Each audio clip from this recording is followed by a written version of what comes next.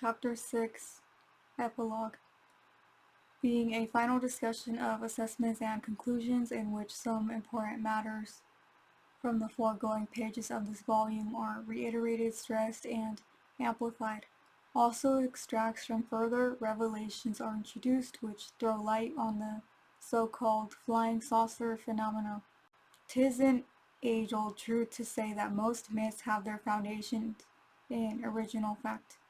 Therefore, it is necessary that I outline briefly certain important world happenings embracing the so-called antediluvian and mythical period of our planet's history, so that we may eventually arrive with complete clarity of mind at the threshold of the Aquarian age, in which we of the present day now live.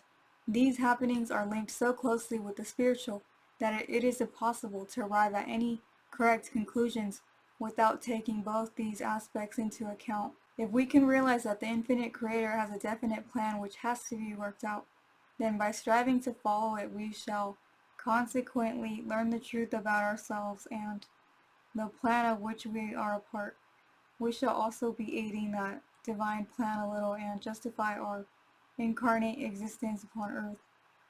With greater knowledge, such things as racial and religious prejudices will disappear, and the divine plan for a united people on earth will be brought ever nearer to final accomplishment, when the realization dawns that there is only one cosmic creative God source. Let us therefore delve into that antediluvian period of the world's history when, after the destruction of the Pacific continent of Lemuria, man again rose from a state of primitive culture to a high state of civilization.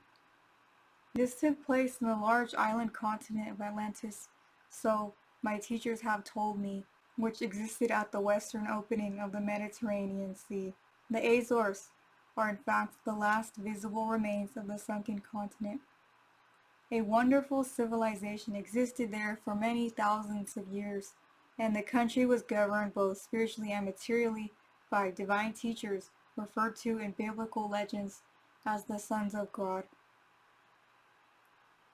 These divine men became the kings, politicians, priests, soldiers, and great men of Atlantis, to be deified after its destruction by the later civilizations of the Greeks, Egyptians, Romans, etc.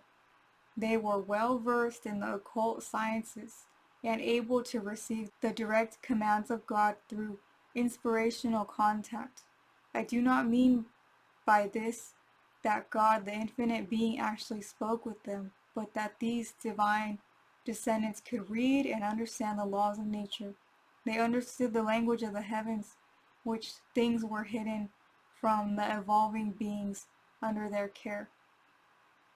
At length, however, error crept in, and the Bible tells us that the sons of God married with the daughters of men. The divine men, who were the direct descendants of God through Adam el Daoud, mixed with and married with the divine sparks of the parental overplus.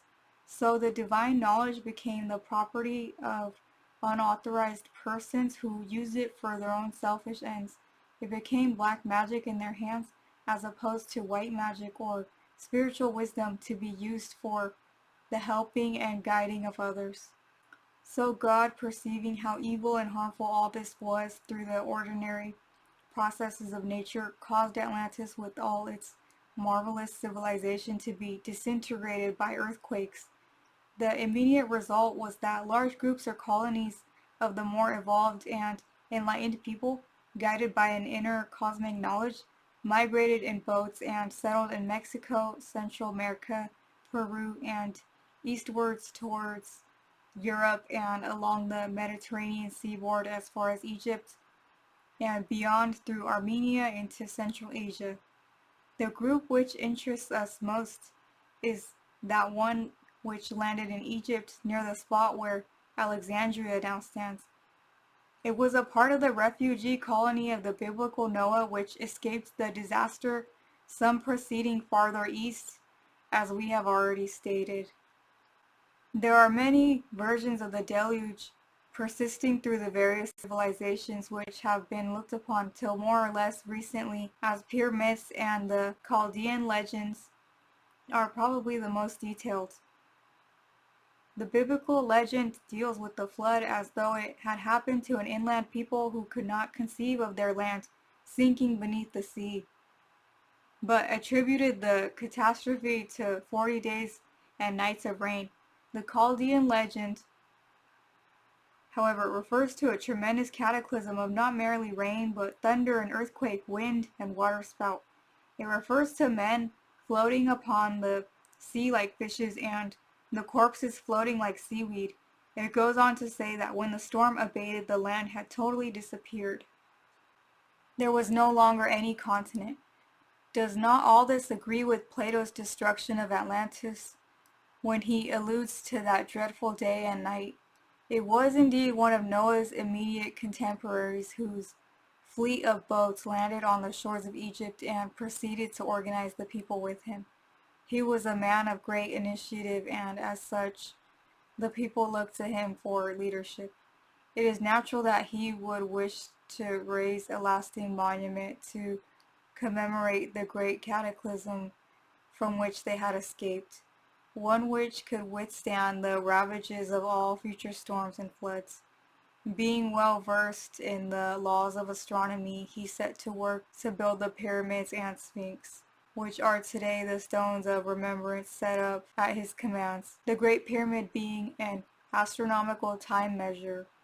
If we refer back to ancient records of history, we shall find that a certain Mizraim was the first king of Egypt, and Genesis chapter 10 verse 6 tells us further that he was a son of Ham, son of Noah, and that he was well instructed in all occult sciences and astronomy. This then forges a definite link between the Atlantean refugees and the people later called Israelites. Now, it is quite obvious to anybody who cares to study authoritative literature on the Great Pyramid that whoever built it had a marvelous knowledge of astronomy. One thing is quite certain: it was never a tomb, at least not for burying any material body. It has become the tomb of that ancient cosmic knowledge which God gave to the earth and to those responsible for its government. And from this tomb there will be a great resurrection and a great reawakening of the true knowledge of God and his natural laws. It will eventually render up its knowledge coincidental with the rising up of Atlantis, when it will be possible to land on the re-risen continent and settle once and for all time the question of Atlantis, being the cradle of antediluvian culture, which through the migration and colonization of its people populated the whole civilized world as we know it today. Archaeology is beginning to accept this view of modern research. Let us now deal with references taken from various sources which have prophesied the existence and building of this university of cosmic masonry, of which there are many. We shall also see how the theories as to its having been built by the 4th dynasty pharaohs are based on very shallow material. In the Chronicles of Osiris, chapter 6, reference is made to the building of the Sphinx and the pyramids of Giza, and in part 1 of this book, chapter 6, we are told that on the eve of the destruction of Atlantis, God commanded Ptah to call unto him one of his Adamic family, whose name was Horhotep, whom he commanded to depart with his boats. Now, Horhotep or Mizraim was inspired by the infinite creator to lay the foundation stones, which were to be not only stones of remembrance, but also temples for the guarding of the divine laws against the day of their requirement by the Adamic divine descendants of Ptah, who, until they intermarried with the daughters of men, creating the co-Adamic race, ruled Atlantis, which at the height of its power sent out colonists who gradually spread through the earth, setting up new colonies which became autonomous and eventually developed into the various nations of earth. It will now become plain to you that the people later called the Israelites after Jacob took that name were co-Adamic descendants of the divine men who, before intermarriage, controlled and governed the evolving sparks of the overplus of God's creative power. Within this co-Adamic race have always incarnated the Adamic teachers who, from the earliest times of the earth's history, have kept alive the divine knowledge of monotheism, the worship of one God, the rewarder of the good and the punisher of the evil, insomuch as the laws of nature transgressed bring down natural and unpleasant consequences on the wrongdoer. The divine sparks are none other than the Gentiles as they are referred to in Genesis chapter 10 verses 1 to 5, who had during the pre-flood periods colonized many parts of the Mediterranean and Middle East areas, as well as parts of the Americas. The Great Pyramid will be a witness of the revelation and rediscovering of the divine mysteries, my teacher tells me in part 1, page 52. The Book of Truth also definitely alludes to the Adamic race of teachers, and also to the fact that Egypt was predestined to be the land of revelation, foretold in the biblical quotation given on page 88. An altar to the Lord in the midst of the land of Egypt refers to the as yet undiscovered Masonic temple near Thebes. From the biblical legend standpoint, it is also recorded that a divine race of teachers was incarnated to help and guide the divine creations of God's overplus. Genesis chapter 6 verses 2 to 4 says, "The sons of God saw the daughters of men, that they were fair, and they took them wives of all that they chose, and they bare children to them." In other words, they forsook their spiritual duty for material desires, teaching their evolving brothers and sisters things that were not evolved enough to know and which were eventually their downfall. The Bible tells us that the Israelites, their descendants, were dispersed among the heathen. So long as they kept the covenant with God, which was that they should walk in his ways and propound his laws and customs, they would remain as a nation, but the moment they fell or disobeyed, they would be scattered. But, says the Bible in Jeremiah 30, "For lo, the days come, saith the Lord, and I will cause them to return to the land that I gave to their fathers, and they, the co-Adamics or Israelites, shall possess it." Translation and retranslation have in many cases destroyed the true meanings of many of the biblical quotations, and my teacher tells me that the foregoing quotation from Jeremiah should read, "And I will cause them to return to the lands that I gave to their fathers, and they shall possess them." Ancient records agree with this, for the colonists who went out from Atlantis founded and possessed many new lands. Again, in Jeremiah 31:10, we find it written thus, "Hear the word of the Lord, O ye nations, and declare it with the isles afar off, and say, He that scattered Israel among the nations will gather him and keep him, as a shepherd doth his flock." Gradually, these co-Adamic people who came to Egypt, Palestine, and the Americas from the flood of Atlantis intermarried with the earlier co-Adamic settlers and Gentiles who formed the native population who dwelt in these lands, until there became little radical distinction left. Few only withstood further intermarriage during the ages and continued as nomadic tribes, calling themselves Israelites, being the 12 tribes which sprang from the sons of Jacob.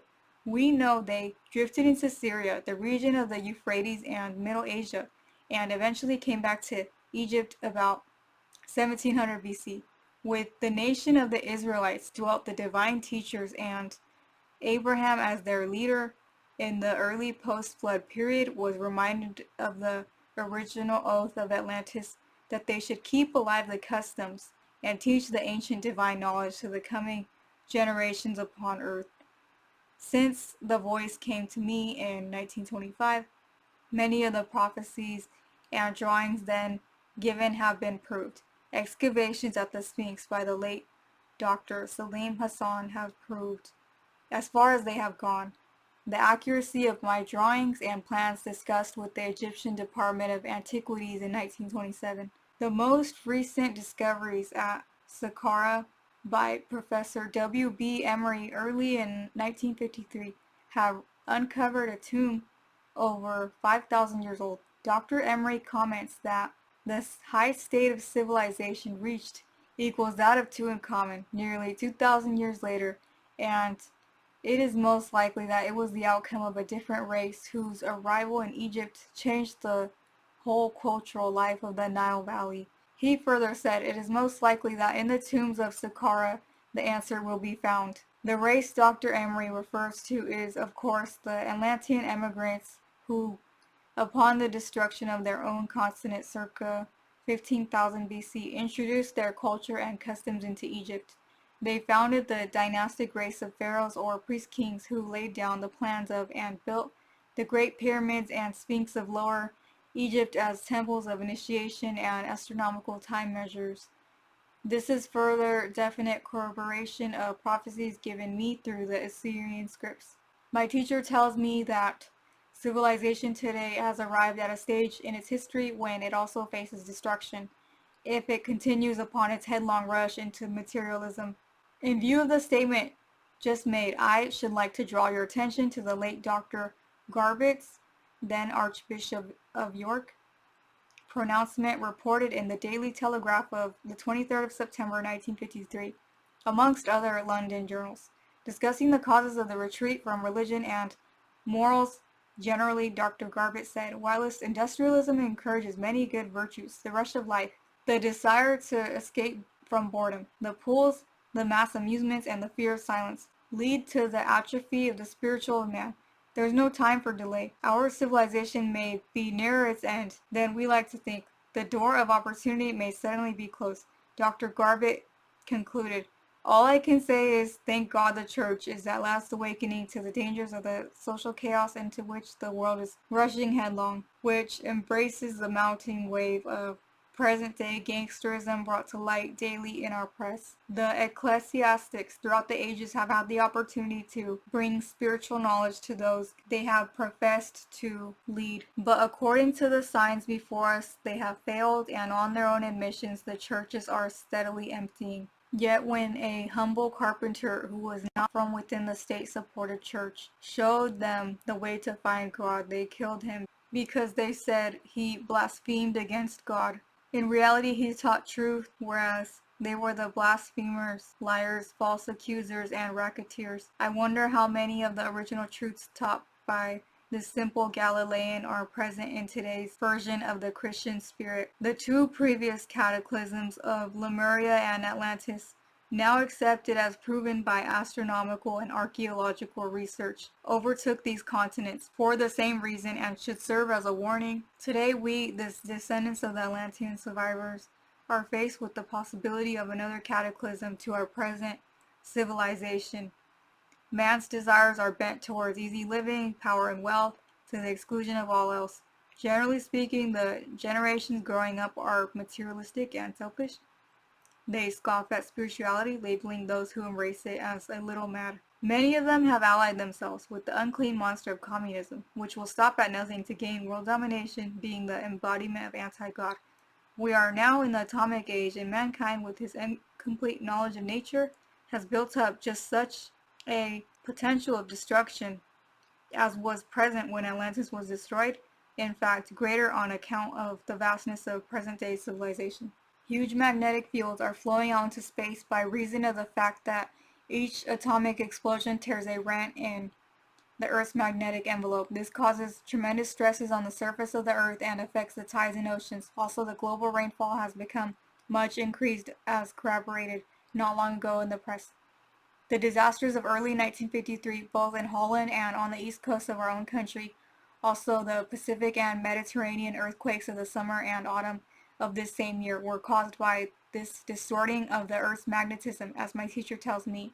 The Times of 15th of September 1953 printed a report, part of which I will quote. Dr. Lee of Kew Observatory said that experts believed there was a connection existing between the recent Mediterranean earthquakes and those of Fiji.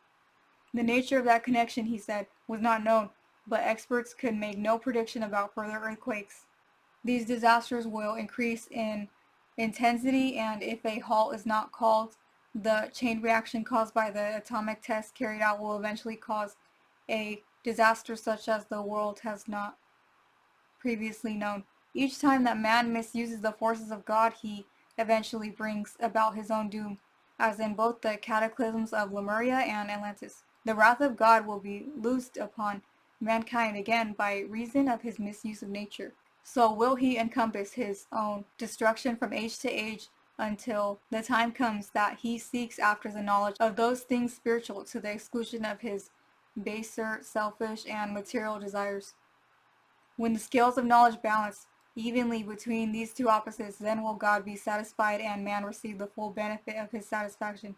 Today, Man holds within his hands the means of his own self-destruction or salvation.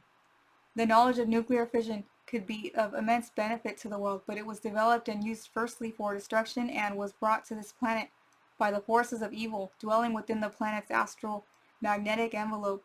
There's no retreat, and the building up of huge atomic piles by the opposing world forces will not solve the problem. International finance can always find money for a world-beating lethal weapon, but it cannot find a modest penny for the betterment of the social conditions of mankind, because there is no profit to itself. Only by turning to spirituality and by following the teachings of the Christ who have manifested from time to time, such as Jesus, Buddha, Krishna, Osiris, and others, can mankind be saved from plunging again into abysmal chaos. Those who shall again reveal the divine wisdom are being awakened throughout the world, and it is only by following their leadership that salvation can be achieved. Within the breasts of these Adamic teachers of Atlantis, again incarnating today, is the latent knowledge of the duty they have to perform. And as God renewed his covenant with Abraham of old, so he is again renewing his covenant with the teachers of our present age. Man has free will, and with him alone lies the choice of paths.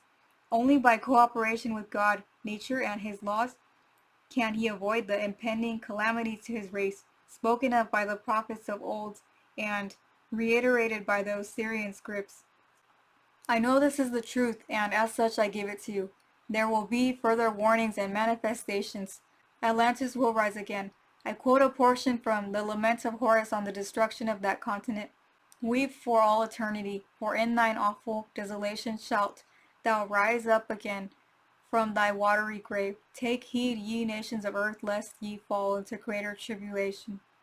So it is seen from the higher spiritual realms that man, left on his own, is about to destroy himself by his materialism and misuse of the forces of nature at his command. Therefore, the word has gone forth, and the sons of God are again being sent to help their brethren, at present imprisoned in the mortal body as teachers upon earth. Some of these are teachers, and some act as sentinels. Stupendous and startling happenings will be recorded. The whole of material life as it has been known has changed, and cosmic forces have drawn very near again, as they have an interest in what is taking place upon earth.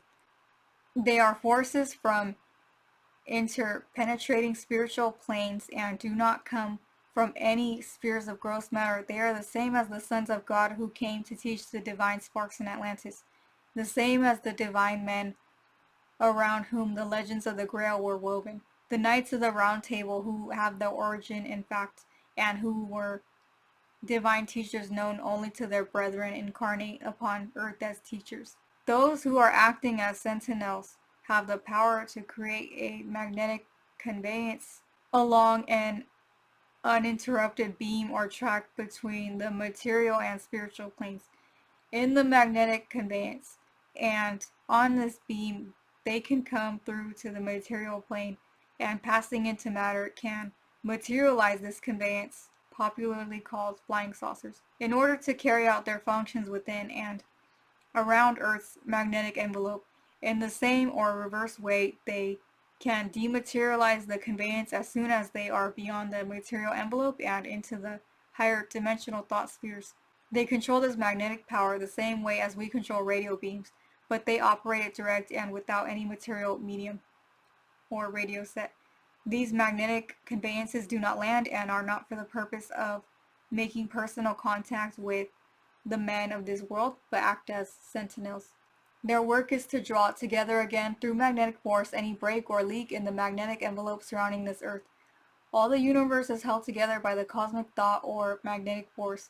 The cosmic thoughts that are imprisoned in the form of atoms and which sustain all that we understand as solid are about to be broken by the atomic vibrations, nuclear fission, which will disrupt the magnetic force, cosmic thought holding matter in its appointed place. Cosmic thought is the cement, so to speak, holding the protons and electrons of the universe together. Remove the cement from any portion and the bricks tumble, so we see that man can destroy himself if he uses these stupendous forces of nature wrongly and for his own selfish ends. Earth is the lowest sphere of gross matter, and the only one on which evil is known, And I would here quote from the Book of Truth, Part 1, Chapter 7 as follows. I would have you clearly understand that this your earth is the only world on which evil is known, and also the only world on which great suffering is experienced. Also, was it impossible for my father Ptah el Daoud to remove the electric envelope that Satanicu Uranus had placed around the earth for this reason, that the other material spheres would at once be in communication with the world called earth, and would perchance absorb the evil vibrations which were at that time so plentiful upon the earth plane. Ever since the first fall of pre-Adamic man in Lemuria, the electric envelope has sealed the earth from outer space. Insofar as telepathic communication is concerned, telepathy functions on a very high frequency, and the electric envelope constructed by Uranus is entirely separate from and should not be confused with the Earth's envelope of transverse magnetism. Now let us deal with the dangers of atomic energy as used by man today for destructive purposes.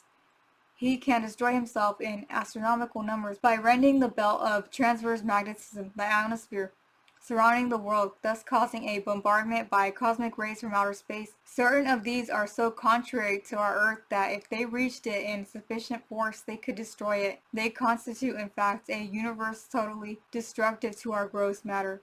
It is for this reason that space travel, so glibly talked of today by both orthodox science and science fiction, has many problems to solve before such travel could even become remotely possible. Footnote 1. The following quotation is a part of a message received from the Master Oneferu on the 31st of December 1965. The wild rush into space will not lead to anything but disaster, and again here man will destroy the balance of the world in its efforts to conquer other worlds and bring them under his domination. As yet, he has not even traveled into space. He is topping the trees, relatively speaking, and when you contemplate the vast eternity of the universe, his efforts are indeed puny and senseless. Yet he, man, must as always learn by the anguish he is ever building up for himself. He must learn to at last balance the material and spiritual aspects evenly, and so build a true blending of spiritual ethics with material understanding and judgment. Science must in the end, and it may soon realize that there are spiritual forces which it is ignoring in its search for progression, which will destroy all man's endeavors time after time, until he comes to accept and realize that the universe was created as a whole, an expanding dynamo, of which this earth is a part, a very small part, and the lesser will never control and subjugate the greater. This, in cosmic terms, would be a contradiction of God's creative power and all that it comprises. The same laws would apply to a spacecraft as to our Earth, where these bombarding rays are concerned. It is interesting in this respect to note that scientific investigation has found that wherever a genuine unidentified flying object has been reported either on the radar screen or been sighted from a piloted aircraft, a very considerable increase in radiation has been reported. The reason for this, of course, is that these magnetic conveyances only appear when there is a rift in the ionosphere which has to be mended.